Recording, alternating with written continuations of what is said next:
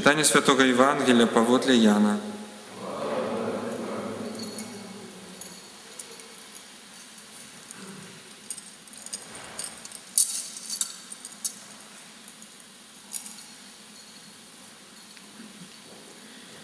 Бо так полюбил Бог свет, что отдал Сына Своего Одинародного, каб кожны, кто верит у Его, не загинул, але меў жыццё вечнае.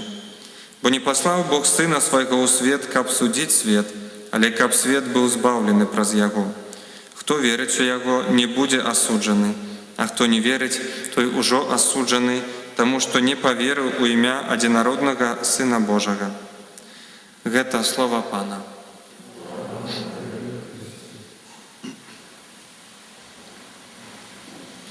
Милованы браты і сёстры, шановныя радыёслухачы, маем, скажем, не ведаю, ці здзіўлю вас гэтым, але ёсць у нас у хрысціянскім, такім рэлігійным, нават каталіцкім слоўніку нашым, нашай этой тэрміналогіі словы вельмі небяспечныя, которые, скажем, могуць паламаць нам ці сур'ёзна парушыць вобраз Бога, калі мы гэтыя словы дрэнна разумеем. А так часто бывае. Адно з такіх моцных словаў, вельмі небяспечных, гэта менавіта асуджэнне, вечнае асуджэнне. То есть чуем у Евангелии про асуджэнне. Часто это такі страх перад тым, каб попасть у пекла, што Бог пакарае. Мы уже казалі мінулы тыдзень, што адно з самых небяспечных такіх з'яў у сям'і, калі бацькі ці бабулі, дзядулі кажуць: Бог цябе пакарае, Божанька цябе пакарае. Такая свядомасць, якой жывем, што маё жыццё гэта нейкая Божая кара, тое, што са мной адбываецца. Альбо вось, калі я не заслужу, то Бог мяне асудзіць. Это значыць адправіць у пекла, не знаю, чысціць, але в каждом разе стане перад суровым Богом. Не, это вельмі небяспечнае паняцце. Так у Бібліі чуем пра асуджэнне, але пра асуджэнне мы можам казаць в такіх двух сітуацыях, двух кантэкстах. Па-першае, калі мы кажам пра Бога, Бог асуджае нягодныя ўчынкі. Бог асуджае нашае зло. Бог асуджае немаральнасць. Бог асуджае, калі крыўдзім мы сябе і самі адрываем ад Бога, калі нішчым бліжняга. Вось учынкі асуджае Бог, не нас саміх. А другое, это ёсць такое паняцце, як самаасуджэнне. Вось калі справа датычыць жыцця вечнага, не прыходзім, мы не станем перад Богам, які нам узважыць нашыя добрыя ўчынкі і злыя, і скажа: ну ты ідзі направа, ты ідзі налева. Не, Бог не асуджае. Это самаасуджэнне. Касцёл вучыць, што, скажем, як до конца гэта выглядае, мы не можам ведаць, таму што даведаемся, калі будзем там. Але Бог міласэрны. І вся праўда пра Святую Тройцу — это праўда пра міласэрнасць. І Касцёл верыць у тое, што калі мы становімся перад Богом, не становімся перад суровым суддзёю, толькі перад міласэрным айцом. І калі мы бачым усю любоў Бога да мяне, пазнаем адначасова ўсё сваё жыццё, увесь свой фальш, падман і лжывасць, нейкую сваю крывадушнасць, з якой мы сустракаемся, чалавек сам не здольны прыняць любоў Бога. Такое адкідванне Божай міласэрнасці. Чалавек, можна сказаць, траціць Бога. Это яшчэ пры жыцці можа адбывацца, калі мы зачыняемся на Божую міласэрнасць, што Бог мне не прабачыць, няма мне, калі не можам справіцца са сваімі памылкамі, грахамі, вяртаемся, пачынаем сябе судзіць, зачыняемся на Божае прабачэнне. Вось гэта самаасуджэнне. Але Бог не суддзя, не асуджае. Бог не для таго Сына Свайго аддаў на смерць крыжовую, каб пазней судзіць. Так Ён з нас, скажем, мы адкажам усе за свае ўчынкі. Але мы адкажам у такім сэнсе, што мы убачым іх такімі, якія ёсць. І вось пытанне, ці мы зможам эту праўду пра сябе прыняць. Калі пры жыцці не ўмеем каяцца і прымаць праўду пра тое, што Бог мяне прабачае, прымаць гэтае прабачэнне, любоў, то цяжка гэта будзе зрабіць у вечнасці. Вось дагмат Святой Тройцы, таямніца Тройцы — это адкрыццё. Касцёл раз, мы жывем гэтым кожнага дня. Спадзяюся, встаем, прынамсі спаць кладземся перад ежай, часам саромеемся, часам забываемся перад пасілкам. калі прыходзім у святыню, калі проста молімся, калі баімся, робім знак крыжа, дзякуем Богу, хвала Отцу і Сыну і Духу Святому. Що жыве наша пранікнута, прасякнута жыццё Святой Тройцы. Але раз у год Касцёл дае такі дзень, калі можам спыніцца і падумаць, а што гэта, навошта гэта? Калі ўвогуле задумаемся на Святой Тройцы, то сімвал веры неяк пачынаем веру адзінага Бога. Бог адзін, ведаю, а далей лепш не думаць, не разважаць, што гэта, як гэта, каб не заблытацца ва ўсіх гэтых таямніцах. Неяк гэта прымаем на веру. І сёння Касцёл праз чытанне, між іншым, адкрывае нам сутнасць Святой Тройцы. Што такое Бог? Па-першае, Бог, калі паглядзім першае чытанне, вельмі прыгожае, Бог адкрываецца як міласэрнасць. Майсей, ужо ходзячы шмат гадоў па пустыні з народам, вяра гэтай каменнай скрыжалі, табліцы, знак Божай любові, запаведзі гэтыя. І сыходзіць да народа з імі, Бог сыходзіць да яго, калі ён моліцца, і усклікае: Пан, Бог міласэрны і літасцівы, доўгацярплівы, шмат міласцівы і праўдзівы. Пан, Бог міласэрны. Моисей закликае: нехай Пан пройдзе сярод нас. Уявіце сабе народ, который ходзіць ужо гадамі па пустыні, вымірае, который выйшаў з рабства, але не мае нічога, толькі пясок, толькі пустыню, часам нават вады не мае. І пастаянна з аднаго боку дасведчвае Божай ласкі, калі ласка: ворагаў тваіх я забіў, знішчыў, вады маеш, манну з неба есці, што маеш. Усіх народы, якія сустракаюцца варожыя, Бог прыбірае, вядзе праз гэтую пустыню. Змеі, такі Божы знак, зноў жа Бог дае ачышчэнне. І гэты народ пастаянна адварочваецца, пастаянна наракае, пастаянна падае такую дэпрэсію, можна сказаць. Не ведаю, што будзе, як жыць і навошта мы тут. І вось ён чуе гэтыя словы, такое з досведам, што я нічога не варты, что я не умею, что мы не можем, мы здраджваем, наша вера слабая. И Бог приходит с такими словами: Бог милосердный, Бог літасцівы, доўгацярплівы. Пан сярод нас, просіць Моисей, і няхай Пан пройдзе сярод нас, бо народ гэты цвёрдага карку. Яшчэ раз Бог дае шанс, милосерднасць імя Бога. І часам нам таксама патрэба такой свядомасці, што Бог сярод нас.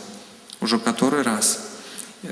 Такой свядомасці, што Бог ніколі не мае досыць, не стамляецца, не замучваецца тым, каб нам прабачаць і нас падымаць і нас любіць. Мы часта жывём такім нараканні, ці можа такой дэпрэсіі, калі сустракаемся са сваёй слабасцю, з тым, што зноў і зноў вяртаемся да сваіх грахоў, бачым пэўную сваю бездапаможнасць у сітуацыі, якая вакол нас. І жывем так, напэўна, гэта ўсё нейкае пакаранне за мае грахі, альбо нейкае такое я нешчаслівы і так далей. Пастаянна ў нараканні. Гэты людзі, которые атрымалі свабоду, вышаўшы з Егіпта, і не смаглі яе цаніць. Бог милосердный. Другое чытанне далей адкрывае нам гэтае Божае імя. Браты, радуйцеся, будьце дасканалымі, суцяшайцеся, будьце аднадумнымі, жывіце ў супакоі, і Бог любові і міру будзе з вами. Бог любові і міру. Не ненавісці, не пакарання, не справядлівасці, не нейкага непакою ці страху, у якім мы жывем. Бог магутны, Бог любові і міру. Таксама словы, якімі Павел заканчвае гэты ліст. Ласка Пана нашага Езуса Христа, любоў Бога Айца, єднасць Духа Святога з усімі вами. Так як мы распачыналі святую імшу. Ласка Пана, Бога ў Тройцы, няхай будзе з усімі вами.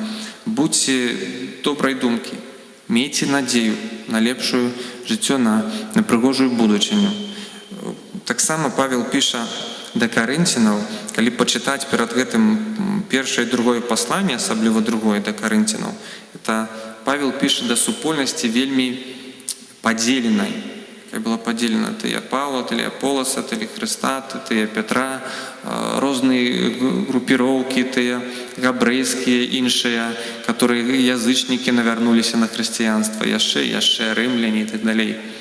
І Павел піша да іх, і увесь ліст Павел, можна сказаць, дае ім па касцям, сурова паказваючы і ганячы іх за такія падзелы.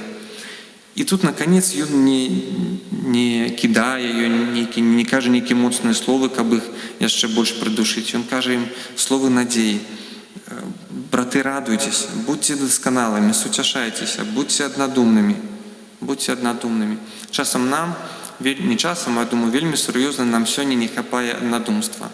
Не такога аднадумства, як нас вучылі дзесяцігоддзямі, што думаць так, як думае партыя, да? Не ў гэтым сэнсе. Але так, як мінулы тыдзень мы чулі у чытанні розныя дары, розныя служэнні, розныя у кожнага свае здольнасці, але усе мы адно цела Христова. І шукаць аднадумства, якое будуецца на Богу, на еднасці, якая ёсць у Святой Тройцы. І сапраўды Павел да такой супольнасці піша у дэпрэсіі, да такой, як і гэты народ разам з Маісеем, які ходзіць. Это супольнасці такі, можна сказаць, прыгнечаныя духоўна. І сёння таксама, можна сказаць, мы жывем у такой прыгнечанасці. Я недавно размаўляў з асобай не католікам, не хрысціянінам, але не практыкуючым. І так пра розныя справы мы пагаварылі. Вядома, цяпер прынята пры кожнай размове крыху панаракаць, як нам цяжка. І этот чалавек сказаў: мне здаецца, наша краіна, она такая Богом пакінутая. Не любіць Бог, як можа такое ўсё адбывацца? Я доўга хадзіў з гэтым, доўга думаў, ці сапраўды так, чаму так?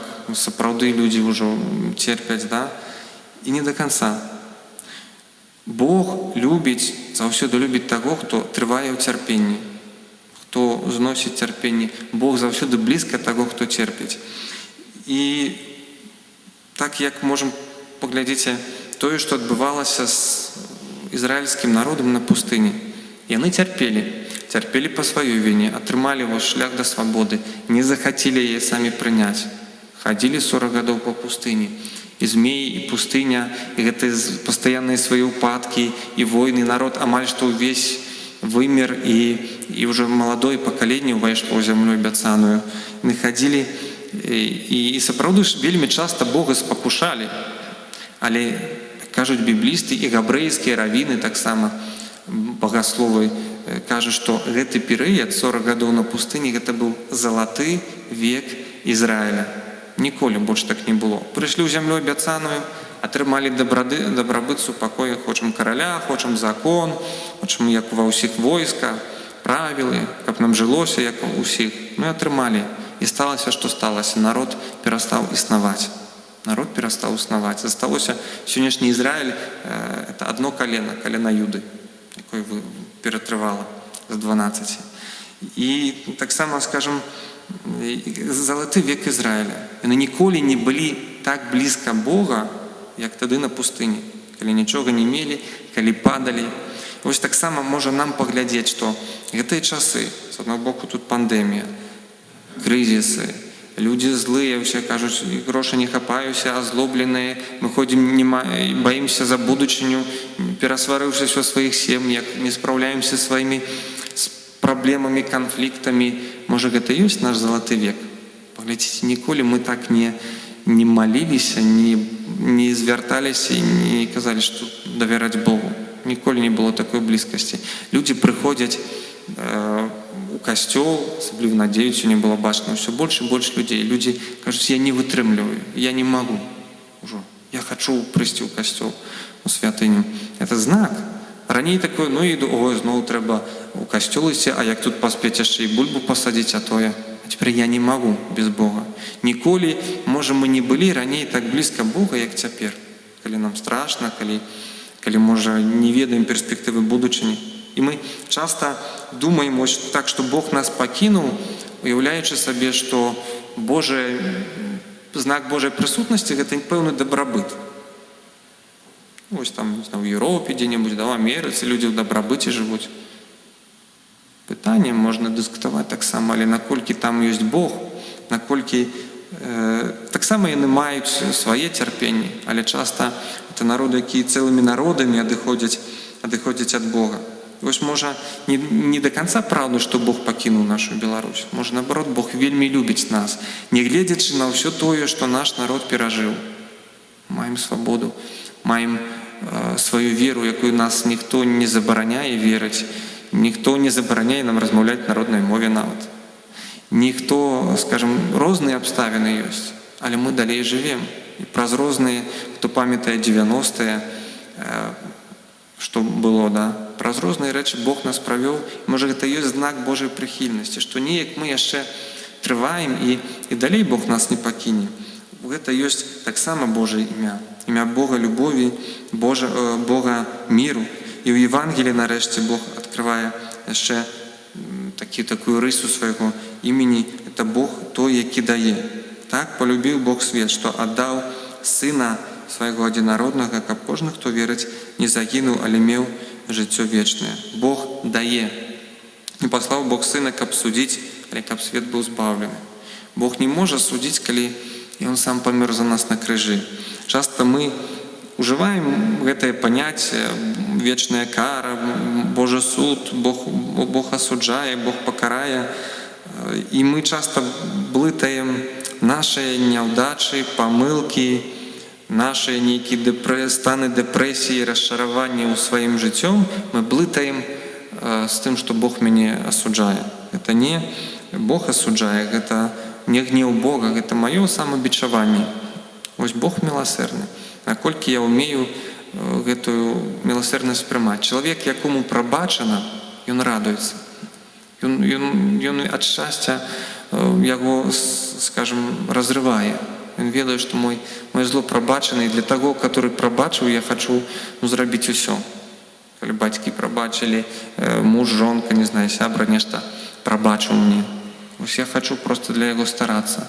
А часта Божае прабачэнне, паспавядаліся, нейкі такая, ходзім так і прыгнёць. Не, Бог не той, хто асуджае. Бог той, які дае. Бог стварыў нас, каб любіць. Яму нічога не патрэбна. Ён не мог, яму не трэба было нейкай славы ці даказаць некаму, што я магу вось свет стварыць. Нікому. Нічога больш ён уже не мог здабыць і дасягнуць. Ён дасканалы. Проста вось для нас. Маце, сутнасць Бога — гэта даванне. І Павел кажа, запрашае нас, будьце як Бог. Сёння давайте углядацца ў эту праўду Святой Тройцы. Так, Святой Тройцы — гэта одно цэлае. Бог Отец, Сын, Дух Святы. Это не то и самое, але гэта одно цэлае.